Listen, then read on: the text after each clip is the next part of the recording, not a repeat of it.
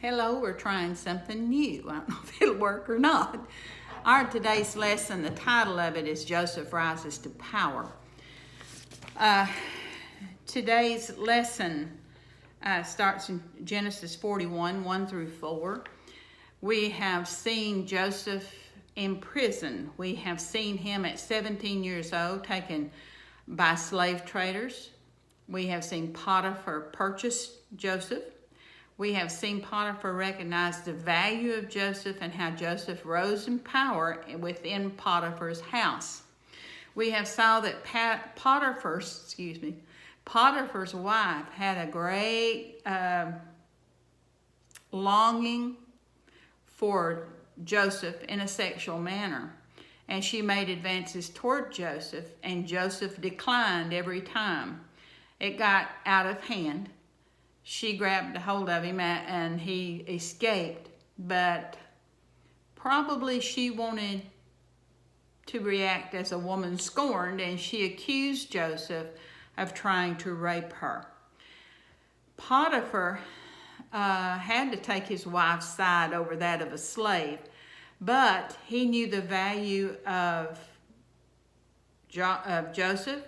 He also knew Joseph's integrity. And to me, the proof that he didn't believe his wife was in that he put Joseph in a white-collar prison. He didn't put him in the same prison you would put rapists and murderers.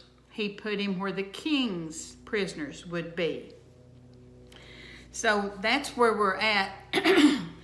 Today's lesson is 2 years after, within these prison walls, Pharaoh had placed his baker, his head baker, and his butler, or his cupbearer.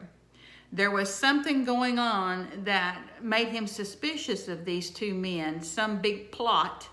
And while they were under investigation, he wanted them in the prison, in the king's prison.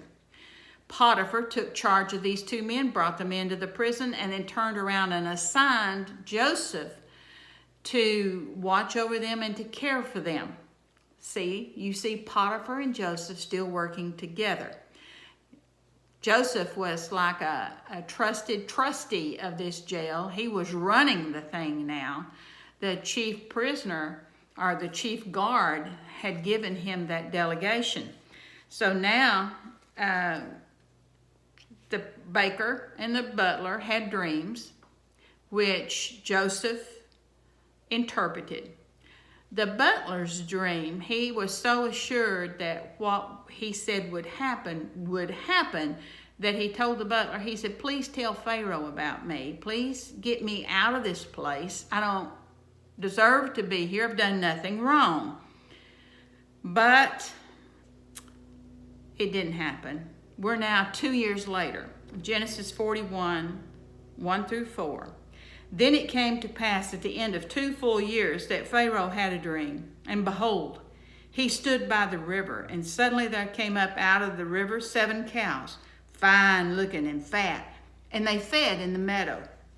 Then behold, 7 other cows came up after them out of the river, ugly and gaunt, and stood by the other cows on the bank of the river. And the ugly and the gaunt cows ate up the 7 fine-looking and fat cows, and Pharaoh awoke. I would awake too, wouldn't you? Look at the things that happened. First of all, he's seeing himself stand next to the Nile. That is the life-giving bloodline for Egypt, okay? The Fertile Crescent Valley depended on the Nile. And the Nile was known to flood almost yearly. If it didn't flood, they had a year of famine. They had, their whole livelihood was tied up in the Nile. In his dream, he stood beside the Nile, and suddenly out of the river came 7 fat cattle. The Nile was a wonderful place. The banks of the Nile was a wonderful place to graze your cattle, to fatten your cattle up. It was very lush, and it was lush year-round. We're talking about a land that is completely encircled with desert area. So this was a great place for cattle. Cattle was one of the three main things that Egypt used for their economy.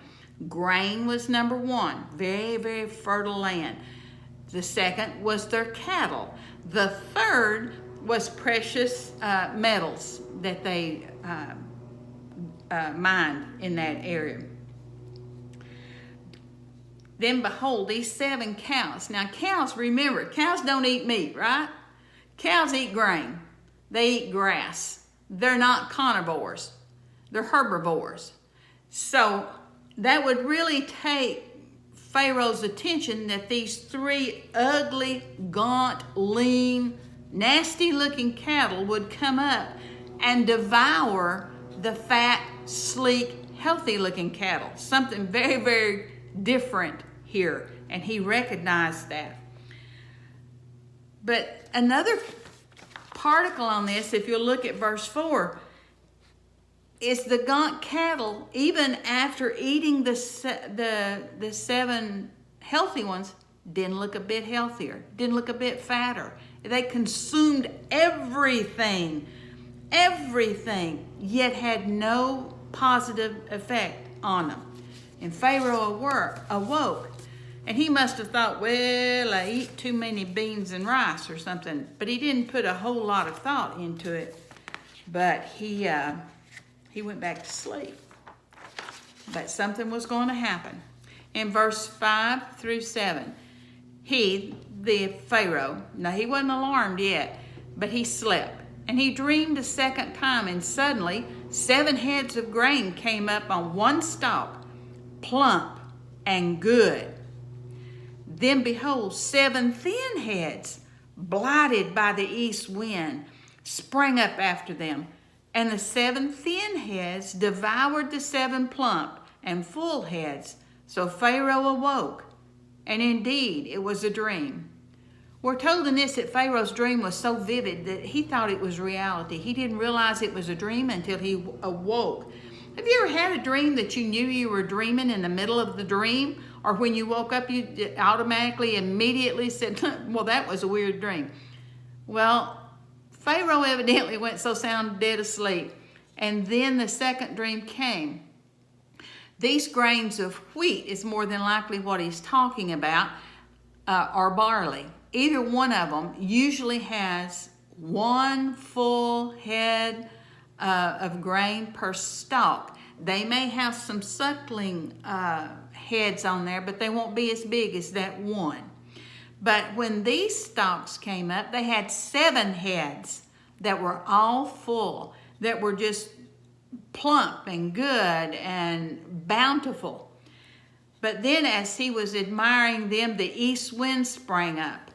The east wind in this area is known to raise temperatures as much as 50 degrees. It goes anywhere from 25 to 50 degrees in just a few minutes' time.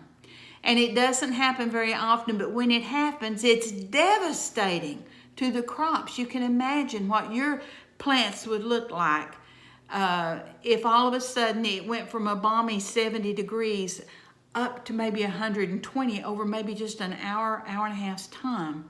This east wind, it's an east wind, it's in a song that says it blows nobody any good. It was a dastardly wind. They did not look forward to an east wind. Okay, and the 7 thin heads devoured the 7 plump. The east wind caught his attention, and he looked back at the wheat. I'm going to say wheat.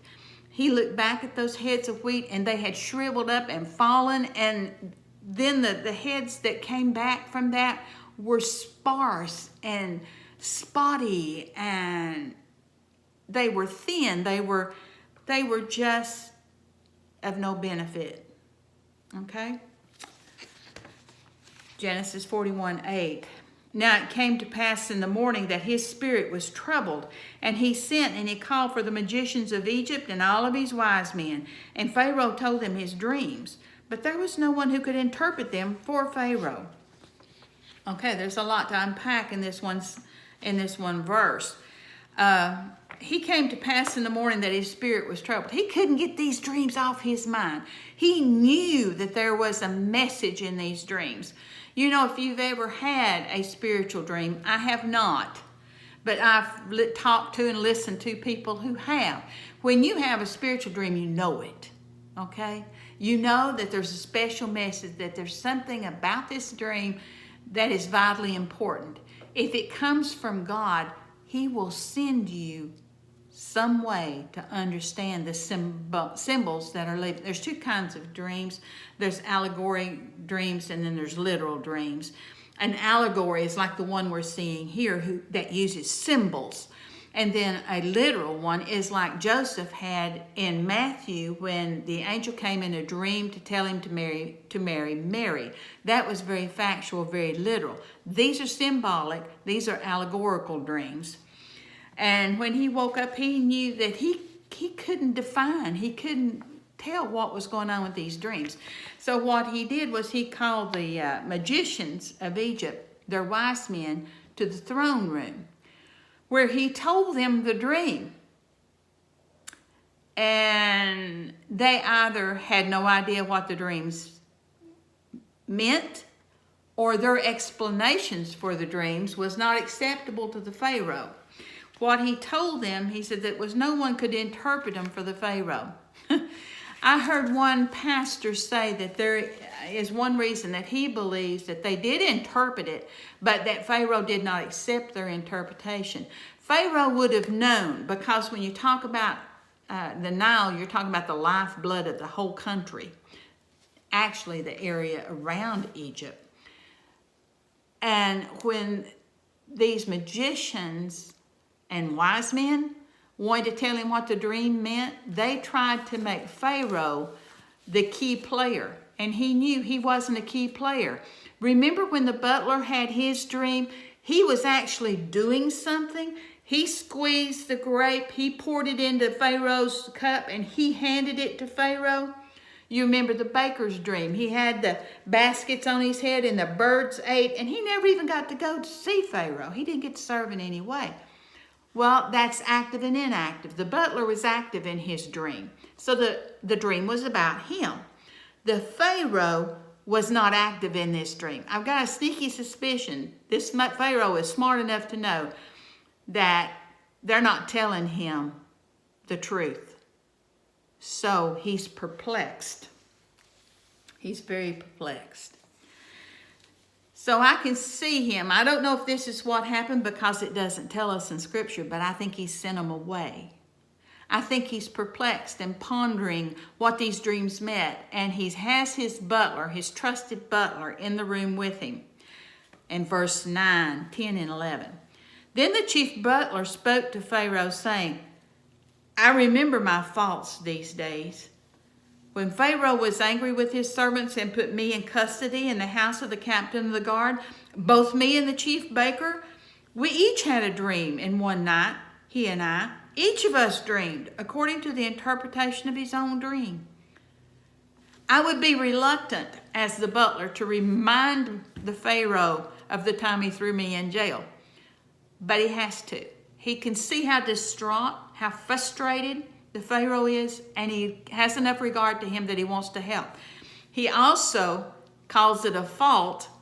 He knows he did Joseph wrong by not telling the Pharaoh about Joseph before now. But he lays out the groundwork to tell Pharaoh. He said, there was a time when I was in prison that something very similar to this happened, Pharaoh. And then 12 and 13. This is the butler talking to Pharaoh, and he says, Now there was a young Hebrew man with us there, a servant of the captain of the guard. And we told him, and he interpreted our dreams for us.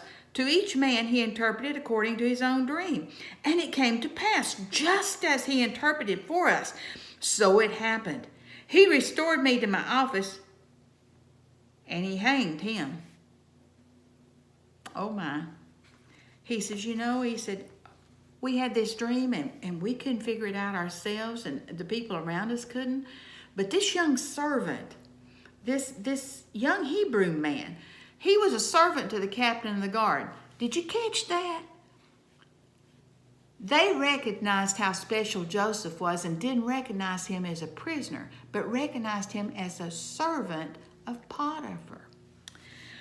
We told him our dream and he interpreted it for us.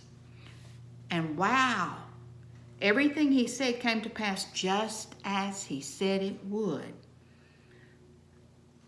The butler has assigned the capability of interpreting dreams to Joseph. Joseph did not take responsibility for those dreams. Remember, he said only God can, but I have experience with this. Tell me what it is, and God will let me tell you. Genesis 41:14. Then Pharaoh sent and called Joseph, and they brought him quickly out of the dungeon, and he shaved, changed his clothing, and came to Pharaoh. All right, we need to unpack this just a minute. There's some stuff here. Oh, it's got a lot of meaning that we normally don't catch when all we do is just read this. All right, Pharaoh called Joseph. He would have called Potiphar and said, go get him. Potiphar would have been privy to a lot of stuff, and he knew this was Joseph's time. And to come before the Pharaoh, he wanted him to make the very best impression that he could. So he ran and got Potiphar ran and got Joseph. And he probably took him into his own house. And he scrubbed him there. And he shaved him there. Now, as a Hebrew, he would have let his beard grow. Now, he's 30 years old. He would have had a pretty healthy beard. They don't groom their beards in this day and age. They didn't groom the beard. They let them grow, but they didn't groom them. They also allowed their hair to get shoulder length. They would cut it off if it got past shoulder length, but it was shoulder length, and he had this beard. He would have been a man that shouted Hebrew the moment you looked at him. But notice what Potiphar had to happen to Joseph. Joseph was cleaned up. He'd been in that prison. You don't have privy access to hygiene wonders of their time during this time. It's a place of deprivation. So they bathed him. I can just see Potiphar now. We've got to hurry. And how many servants did he assign to get Joseph clean? They washed him. They shaved him. They not only shaved his beard, they shaved his head. They shaved any portion of his body that would be exposed, because male hair was a contaminant. So their religion thought. They didn't use. It had to be very contained. You will see some of the pharaohs with little bitty goatees and things, but they were very tight and very controlled, and their heads were all shaven. So they shaved him, they changed his clothes. Potiphar would have put on, because Pharaoh was told he was a servant, he would have put on probably the same type of clothes that he would have worn when he was over Pharaoh's household. And they took him to Pharaoh. I can imagine Potiphar talking to Joseph and telling him everything he knew about what was going on in the castle in the Pharaoh's house. Genesis 41:15, and Pharaoh said to Joseph, I have had a dream, and there is no one who can interpret it, but I have heard it said of you that you can understand a dream to interpret it. So Joseph answered Pharaoh, saying, It is not in me. God will give Pharaoh an answer of peace. Now, Pharaoh has an audience with Joseph. We're not told about anybody else being in the room, but I personally, I think at this point, there may have been the wise men and the seers, the dream readers at the back of the room. I don't think they were up close. And you have a man standing here who looks like an Egyptian. Pharaoh knows he's not.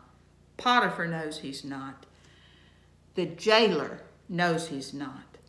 The butler knows he's not. But everybody else in that room would see a young man who looked like an Egyptian, moved like an Egyptian, spoke like an Egyptian. To them, he was an Egyptian. And you're going to find out that the Pharaoh gives him immediate citizenship. So for all intents and purposes, you see what that's going on? We wouldn't want someone from Russia coming over here and being our president, would we? No, and neither would those people. They wouldn't want a Hebrew. They would want an Egyptian. So Pharaoh is playing to his audience quite a bit. All right, Genesis 41:15. He has told Joseph, he said, I've heard that you can interpret dreams. And Joseph right away says, no, I can't. God does. And then he has shared with me, and I hope he does that this time. But God is the interpreter. He is the sender of and the interpreter of the dreams. But I feel confident that he's going to give you peace. You see, Pharaoh up until now, since he had those dreams the night before, has not had very much peace. He has been very troubled, very curious, very distraught because nobody could tell him what the dreams meant. Now he's looking at a young man who's going to tell him what the dreams meant. Genesis 41:17 through 21. This is Pharaoh, and he's giving more detail than he said the first time he told us about the dream. He's telling us a little bit more. I've got a picture in your study guide of an emaciated cow. And it kind of give you an idea. The scripture goes, Then Pharaoh said to Joseph, Behold, in my dream, I stood on the bank of the river, and suddenly 7 cows came up out of the river, looking fine and fat, and they fed in the meadow. Then behold, 7 other cows came up after them, poor and very ugly and gaunt, such ugliness as I have never seen in all of the land of Egypt. And the gaunt and the ugly cows, they ate up the first 7, the fat cows. And when they had eaten them up, no one would have known that they had eaten them, for they were just as ugly as they were at the beginning. And I awoke. Genesis 41:22 to 24. Pharaoh continues. Also I saw in my dream, and suddenly 7 heads came up on one stalk, full and good. And then behold, 7 heads, withered, thin, and blighted by the east wind, sprang up after them. And the thin heads devoured the 7 good heads. So I told this to the magicians, but there was no one who could explain it to me. Those first 7 heads on that stalk were laid low by the east wind. And the ones that sprang up after were scrawny, ugly. Genesis 41:25 through 28. Then Joseph said to Pharaoh, The dreams of Pharaoh are one. God has shown Pharaoh what he's about to do. The 7 good cows are 7 years, and the 7 good heads are 7 years. The dreams are one. And the 7 thin and ugly cows which came up after them are 7 years. And the 7 empty heads blighted by the east wind are 7 years of famine. This is the thing which I have spoken to Pharaoh. God has shown Pharaoh what he's about to do. He says, Pharaoh, you had the same dream. The same message is in both dreams. And you had 2 dreams to impress on you that this is going to happen. That this is from God, and God is going to do it. It doesn't matter what you do, what you say, what kind of incantations you might make. This is going to happen, and you better get ready, and you better get ready now. Because it's going to be 7 years of plenty and 7 years of famine. Genesis 41:29 through 32. Indeed, 7 years, this is still Joseph speaking. Indeed, 7 years of plenty will come throughout all the land of Egypt. But after them, 7 years of famine will arise, and all the plenty will be forgotten in the land of Egypt. And the famine will deplete the land. So the plenty will not be known in the land because of the famine following, for it will be very severe. And the dream was repeated to Pharaoh twice because the thing is established by God, and God will shortly bring it to pass. Oh my goodness. Joseph continues to talk to him, and he says, it's going to be severe. It's going to be so bad that like when the 7 fat cows were devoured by the 7 lean ones, and then you couldn't tell that they had even eaten anything, or that you had the 7 real full grain heads, and they went away, and you couldn't even see them or remember them for how scrawny the next 7 looked. He said this was to impress on you, Pharaoh, about how dastardly this was going to be. This is going to be major. This is going to be major. And you better react. That God has shown you what he's going to do. Not what he might do. Not what he could do. But what he is going to do. Period. Now you have Pharaoh sitting there trying to digest what this young man has just told him. You can see the men maybe in the background who's moved up to listen as Joseph told him the meaning of the dreams. Can you see them looking at one another and trying to get each other to agree or disagree? But they were amazed themselves. You're seeing Pharaoh maybe rub his chin, maybe even close his eyes and contemplate what this young man has said. How wonderful to have 7 years of immense bounty. How horrible to have 7 years of severe famine. Egypt was used to having 1 year of famine in every 10 or 12 years. They cycled for that. They planned for that. That would be a hardship, but it would not be horrible. Not 7 years. 7 years is a lot. Think of a kid you know, how much they've grown in 7 years. Think of yourself. Where were you 7 years ago? What have you done in 7 years? That's a long time. When you're looking at not knowing where your next bite of food is coming from, 7 years is a long time. It's going to happen rapidly. He's telling Pharaoh. He's saying, get ready right now because it starts with the next harvest, the next season. In 41:29 to 32, he tells him that this famine is going to be very severe. Very severe. This means it's going to impact everything. Remember what I told you about how they got their economy going? The first one was grain, remember? Well, all right, during this famine, it usually means the famine happens when the Nile didn't flood. So if the Nile doesn't flood, then they don't get their grain, they don't get their fields watered through their elaborate way that they diverted water.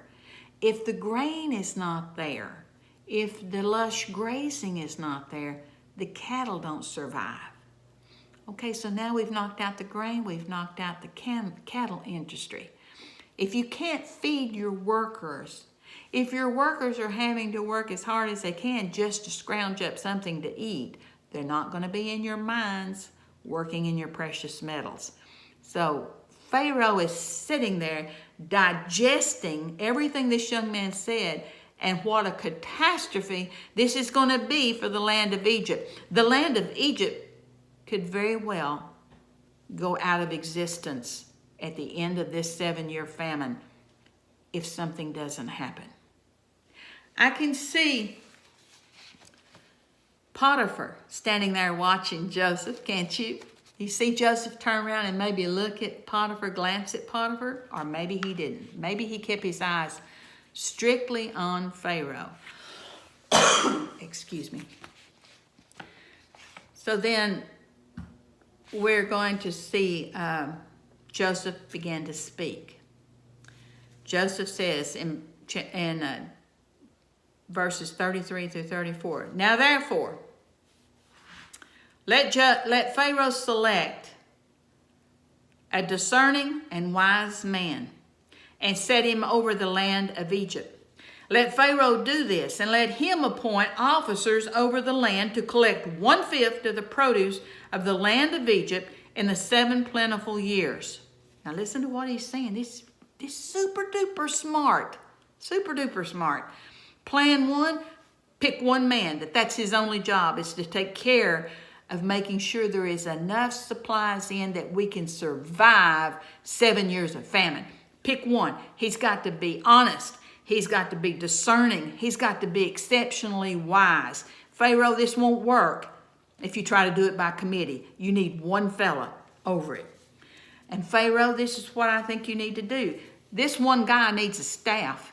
He can't be all over Egypt. He needs a staff. He needs men that he can select, that he trusts, that they're going to have to go and collect taxes. Okay, in Egypt, around this time, according to hieroglyphics and tablets and things that our archaeologists have found, the base rate for their taxation along about this period was 10% of everything that they made. Now this was fluid. It was not static. It was very fluid, because if there was things that the Pharaoh wanted to do, he may increase that tax rate even up to as much as 50%. But most of the time, it ran along about 10%. So what Joseph says next, he said, have this man and his staff collect 1/5, that's 20%, of the produce of the land of Egypt during the 7 plenty years. Okay, now I want you to think for just a minute. We're going to use the word 100 for what a good year would be. Not a year of plenty, just a good, normal, everyday average, and I'm going to make up a number, but I'm going to tell you it's like 100 bushels per acre. That's high, but we're going to, for that time, but we're going to say it because easy math for this old head. Like 100 bushel an acre. In the time of plenty, it's going to be more than they have ever had in their life. So we're going to say it's going to be 200 bushel an acre, okay? So he's saying we want 20% of that 200. So that's 400 bushel. That still gives them more than they ever had before. So what do they intend for these Egyptians when they harvest to give 20? Joseph wants them to give 20% in taxes, but he also wants them to be very judicial with what they've got left. If he takes 400, they've still got bunch. They've got what? I can't remember what I said now, but 100 and 120 would be 40, not 400, and they would have the other 160 that they could put back some for their own saving for hard times. But that would mean that this staff that Joseph is recommending that the leader have, be wonderful communicators, because they're going to have to go and tell the people the reason we're upping the tax to 20% is there's going to be a bad famine. The Pharaoh had this dream. This is the interpretation of the dream. We want our nation to survive. You have got to put back and save yourself, but we're going to put back for emergencies. We're going to take 20% and keep it for emergencies. They have to be convincing. But this is the plan. That's plan 1 is to get one man. Plan 2 is to raise the taxes to 20%. And now look at plan 3, and it's going to be amazing. Verse 35 and 36. And let them, that's the men that are the staff of the one smart guy. He said, let them gather all the food of those good years that are coming, and store up the grain under the authority of Pharaoh, and let them keep the food in the cities. Then that food shall be as a reserve for the land for the 7 years of famine, which shall be in the land of Egypt, that the land may not perish during the famine. Okay, unpack that just a little bit. The staff that this leader's going to have to communicate the reason for doubling the tax. And instead of taking that tax to Memphis, which is the capital of Egypt at this time, instead of taking it there, he wants them to build barns and granaries that they can keep that excess, that whole tax at 20% there in their cities where it's collected. Okay? It would be like Roane County, Morgan County, Knox County, Sevierville. We would all take it to Knoxville. We wouldn't take it all the way to Nashville. We want it where we can see it. Maybe to each county seat, they would have to build granaries. In our case, county seats. In their time, it would be cities. So keep it there where the people can see it, where the people can realize that the extra tax that we're giving them, they really believe this message about the famine themselves. We can see them building the granaries. We can see them putting it in there. We can see that we are being protected. Okay? Pretty daggone smart. Smart. He's getting the people to buy in. It's important, if you're going to do something like that, that you communicate. Otherwise, they would rebel. They would be fighting. Okay? They're still getting more than they've ever had before in their harvest, even as they're paying more than they normally pay, paying double what they normally pay in taxes. Genesis 41, 37 through 31. So the advice was good in the eyes of the Pharaoh and the eyes of all his servants. And Pharaoh said to his servants, "Can we find such a one as this, a man in whom is the Spirit of God?" Then Pharaoh said to Joseph, "Inasmuch as God has shown you all of this, there's no one as discerning and as wise as you are. You shall be over my house, and all of my people shall be ruled according to your word. Only in regard to the throne will I be greater than you." And Pharaoh said to Joseph, "See, I have set you over all the land of Egypt." So Pharaoh's listening to Joseph. And just like God is giving Joseph this divine plan, shows the intelligence of this 30-year-old man, shows Pharaoh's intelligence that he's willing to sit there and listen and learn and be discerning himself. As he listened, he saw the value. God opened up his mind and he saw the value of this plan right in front of him.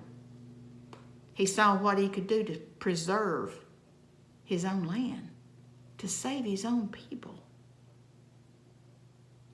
And he's looked at those men who were on the periphery at the back. They have come closer to hear this plan, hear this explanation for the dream, and then they heard the plan, and they're nodding their heads. Pharaoh is very much for it. Are you going to say no to Pharaoh? I don't think so. So they're very much in agreement, at least on the outside, that this young man has a plan that's going to work. And Pharaoh says, we're going to start today. This morning, Joseph woke up in the prison. This afternoon, he's running the country. Quite a transition, wouldn't you say? Oh, it's not over yet. Genesis 41, 42 through 44. Watch Pharaoh make an official Egyptian out of Joseph. I've already mentioned this, but watch what happens. Then Pharaoh took his signet ring off his hand and put it on Joseph's hand. And he clothed him in garments of fine linen and put a gold chain around his neck. And he had him ride in the second chariot which he had, and they cried out before him, "Bow the knee." So he set him over the land of Egypt. Pharaoh also said to Joseph, "I am Pharaoh, and without your consent no man may lift his hand or his foot in all the land of Egypt." And Pharaoh called, I'm going to stop right there, and then I'll go back. So he gave him the signet ring. Any official papers needed to be wax imprinted or clay imprinted with the signet ring to make it legal. Okay? He gave him a lot of autonomy and a lot of authority. He gave him garments. If you're going to be the second in command, you're going to look the part. Probably some of his own linen robes. It's not unusual in Egyptian history for a pharaoh to do this, but I want you to think about how young this young man is. He's dressing him as a fine Egyptian leader, authority. You got the ring, you got the garment, you need a gold chain around your neck. Speaks of wealth, speaks of authority. He has 2 chariots. Pharaoh has 2 chariots. One is his favorite, and the other he gave to Joseph. This chariot is known throughout the land as Pharaoh's chariot.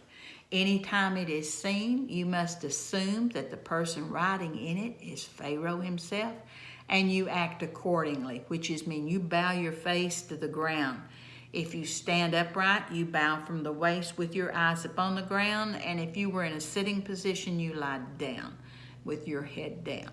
They looked upon their Pharaoh as a type of God, and it was irreverent to look at him unless he stuck out his scepter and lifted your chin, unless he did that. And he tells Joseph, he said, I don't want anybody in the whole nation to go left, right, up or down without your approval.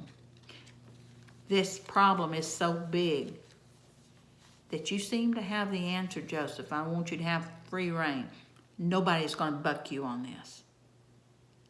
I'm over Egypt. I am the Pharaoh, but I'm giving you this power to prepare us. Now, Pharaoh wasn't finished. Let's look at verse 45, 46, and 47. And Pharaoh called Joseph's name Zaphanath-Paaneah. And do you know that means Savior of the land, the living one? Who else does that remind you of? And he gave him a wife, Asenath, the daughter of Poth-Perfri. I'm going to say Potpourri. I don't know how to say that. Priest of On. On was the god of cattle. Okay? So Joseph went out all over the land of Egypt. Joseph was 30 years old when he stood before Pharaoh of Egypt. And Joseph went out of the presence of Pharaoh and went throughout all the land of Egypt. Okay, he's the second in command. This is the year of plenty has just started. Starts now. He's 30 years old. He has a wife now. She is aristocracy of aristocrat in the realm. She is well connected. She has been given to be his wife. This is a young man who was a slave just a week ago, who was a prisoner a week ago, who had no prospects, who had no family. God has really blessed him. He kept true to his faith, and God is blessing him. The dreams that he had as a 17-year-old, he can see them coming true now. The dreams that he held tight to for all of these years, and the trust that he gave to God. You know, we can do that too. We can trust what God says. He doesn't know how to lie. He cannot lie, and he loves you. So the first thing on Joseph's plan when he left the Pharaoh's presence was to hit the ground running. There was a lot to accomplish in this 7 years of plenty.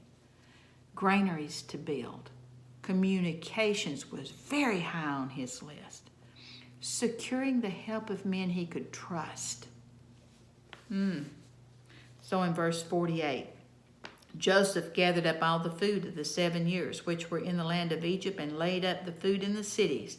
He laid up in every city the food of the fields which surrounded them. Imagine, Joseph has had to go on to these farmers. There was no big blitz campaign over TV. There was no email blitz. There was nothing like that. He had to go speak to every one of them, every group. I can imagine him rolling into a little city, a little hamlet, in his Pharaoh's chariot with a accompaniment of soldiers with him, with the men, and he would ask them, who is it in your community that you trust the most? Who is it in this community that you would trust in a time of famine? And he would be selecting those men, interviewing those men, and selecting those men, and giving them the plan for how to help Egypt survive this coming famine.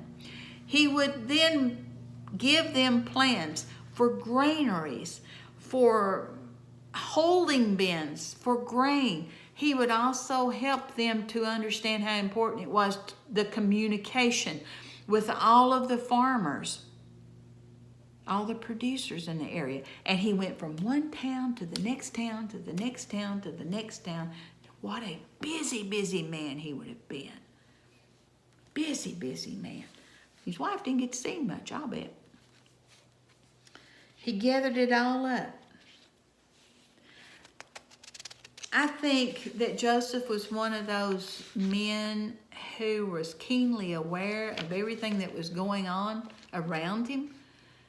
And to me, sitting here talking to you 7 years from now would seem like quite a ways away. But to him, in his heart of hearts, he knew the urgency of it and the destruction of it. And I think it weighed on his mind every minute of the day when he was awake. Joseph's story continues in verse 49 to 51. Joseph gathered very much grain, as the sand of the sea, until he stopped counting, for it was immeasurable. He first of all tried to keep a tally of what grain was where. How much grain was there? How many people lived in that area? Those trusted men, those overseers that were to be monitoring that, how were they doing in their job? Were they communicating with the people? Were they actually taking the whole 20%? Were they honest men? He would have had all his fingers in all of those. Joseph gathered as much grain as the sand of the sea. And verse 50, and to Joseph were born 2 sons before the years of famine came. Well, the first harvest of the time of plenty was 2 years out. So Joseph had sons when he was 32 years old. Okay? To Joseph were born 2 sons before the years of famine came, whom Asenath, the daughter of Porphyri, priest of Or, bore to him. Joseph has a home, a wife, and now 2 baby boys. Okay? So he would have been 32 when he had 2 sons. She may have conceived one on their wedding night, and now she has a second. Okay? So one may be born the first year, and the other one the second year, and now the 7 years is going to start. Starts at harvest time, the years of plenty. Joseph called the name of the firstborn Manasseh, for God has made me forget all the toil and all of my father's house. He named his son a Hebrew name, not an Egyptian name, a Hebrew name. Wasn't that great? Wasn't that great?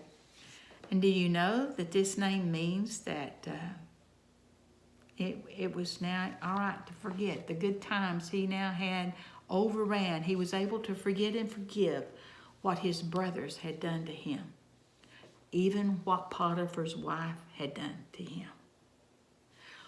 What had happened in his life, he now saw as a way that God was using his life to help him to gain the experience, to gain the wisdom that he needed to do what he does now.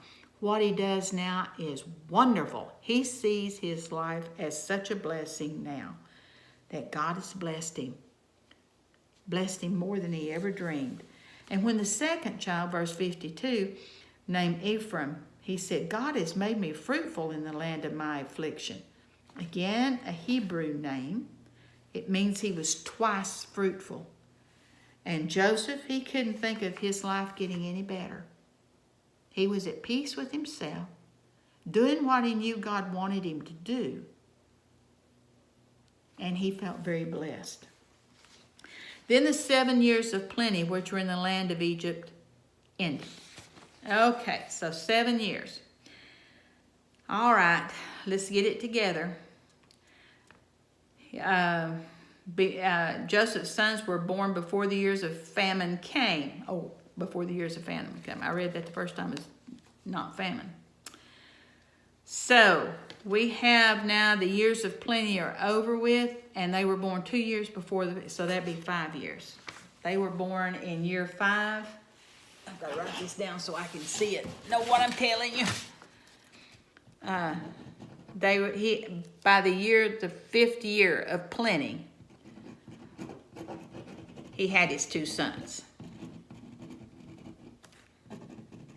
Okay. So, and then when the 7 years of plenty, which were in the land of Egypt, ended. So they ended. So he had young sons.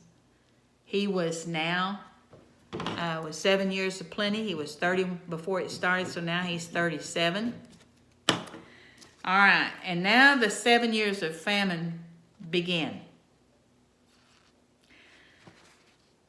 It began to come, and as Joseph said, the famine was in all lands, but in all the land of Egypt there was bread. The communication about the coming famine may have went out to some of the other nations by virtue of people traveling hither and yon.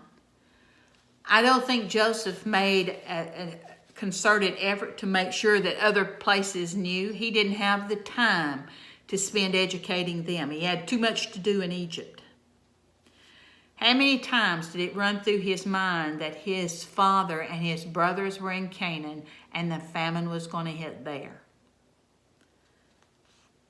It came. 7 years of plenty. Sometimes when we are experiencing an abundance of stuff, we just are so thrilled with it, we're wasteful with it. We're going to find out that a lot of the Egyptians were wasteful with it. And how do I know that? Because it wasn't long. Our commentators think between the 2nd and the 3rd year of the famine that even Egypt was coming to coming to Joseph for food. They should have put up enough for themselves. If they had only kept their abundance, they would have had enough to ride all the way through the 7 years of famine. But Joseph and God knew they wouldn't do it. That's why he had to preserve what he preserved. How many times should we be conservative and watchful and careful and we blow? I'm an impulse buyer, and that's bad. I would have been one of these Egyptians that probably would have kept a little more, but not even enough to make it through the 2nd year. In verse 55, 56, and 57, famine was in all the land. So when all the land of Egypt was famished, the people cried to Pharaoh for bread. And Pharaoh said to all the Egyptians, "Go to Joseph, and whatever he says to you, do it." You know, this is 7 years after this is 7 years of plenty have ended. We're now into year 2 or 3 of the famine. And Pharaoh still has utmost confidence in Joseph. I love that. He's telling the people, hey, don't come to me. Go to Joseph. Joseph's the man with a plan, and he'll take care of you. The famine was over all the face of the earth. That's the known world in their time. And Joseph opened all the storehouses, and he sold to the Egyptians. and the famine became severe in the land of Egypt. The famine just got worse. It just got worse. And the people didn't want to scale back their want-tos. Joseph has a plan, and we're going to see by the way the words are constructed that Joseph put a quota on how much they could get at any one time. If he just opened it up and said you could have it, well, I might need a half a bushel, and I'd go get 2 bushel. Who knows, I might want to sell it, make a little extra money or something, you know? He wouldn't do that. He sold me what I needed. He had a ration going on of all the grain that he had preserved for the Egyptians. In verse 57, so all the countries came to Joseph in Egypt to buy grain because the famine was severe in all the lands. He knew that he had to manage this supply to the best of his ability, because it wouldn't just be for Egypt. It would be for surrounding folks to come and get grain to keep from starving to death. Which brings us to next week's lesson. His brothers get hungry.